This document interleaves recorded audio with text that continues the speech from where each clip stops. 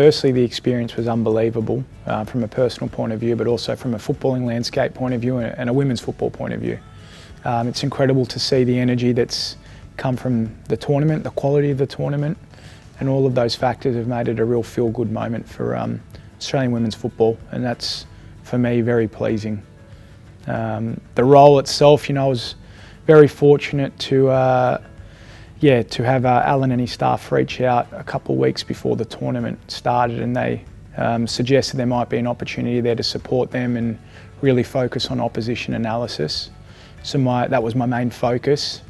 It was fantastic to be a part of that campaign, to see Alan work, to see his staff work, and obviously the historic moment that it was for the Philippines was incredible to be a part of, and I'm very grateful for that opportunity to be there.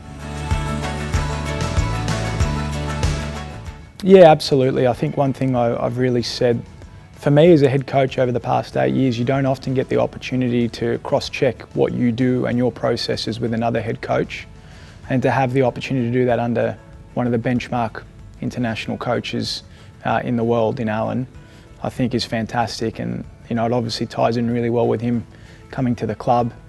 So I was able to draw on a lot of his experience and see firsthand not just how great he is from a football coach point of view, but how amazing he is as a person and as a leader. It's something that I'll resonate and will carry with me for the rest of my coaching career. Yeah, look, I think the impact is what everyone was thinking, what legacy will this leave? And I think from a football specific perspective, I think we can say so far it's been really good. And from what we're seeing around the landscape in the country is that it will have a long-lasting impact once the World Cup is done and dusted, because you can see the numbers, you can see the TV ratings, and just the overall energy around the tournament. I think it's going to have a real long-lasting effect on the game, and great, because it's something especially from a women's perspective, we've always been fighting for. So no, I'm really happy and pleased to see where it is. I'm super happy. We've had a young dynamic squad over the last few seasons now, and the opportunity to retain a core group of that going into next season was really important, and also to maintain the experienced players and the leadership of Tash Rigby is really critical. So we couple that with some new signings, and we're in a really healthy space going into pre-season in a few weeks' time. Izzy Dalton's someone who I've known of for a while. I haven't had the opportunity to work with her, but someone from a distance that, I can see is a quality football player and a quality person. She was playing in Europe the last few years, and it's been a long time in the making to get her at Perth. The first contact might have been 12 to 18 months ago. We worked very hard to secure her services for the next few years, and I've got no doubt she's going to really make a positive impact off the field and on the field. And I know she's got a great demeanour, and she's got really great values as a person. She's going to fit in perfectly with what we're doing. Sally, similar as well. Great character and great personality, and is obviously a young gun. She's got a lot of capacity to really grow as a footballer, and is someone who's really relishing the opportunity to come here. What I really like about Sally is that she's got great ability, great shot stopping skills, but she's a great character.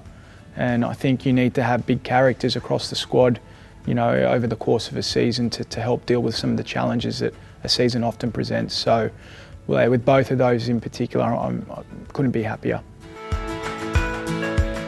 Look, those three, plus one or two others that we may sign from the local scene in the next couple of days, I really believe can lay the foundation for what future Perth Glory can look like. We're really committed to helping those young players really grow into the role and understand what it means to be a Perth Glory player, our style of play, our values, and what it overall looks like. And my role within that is to help them assimilate to the group really quickly, for us to get the best out of them, to help them grow, to challenge them when the time's right.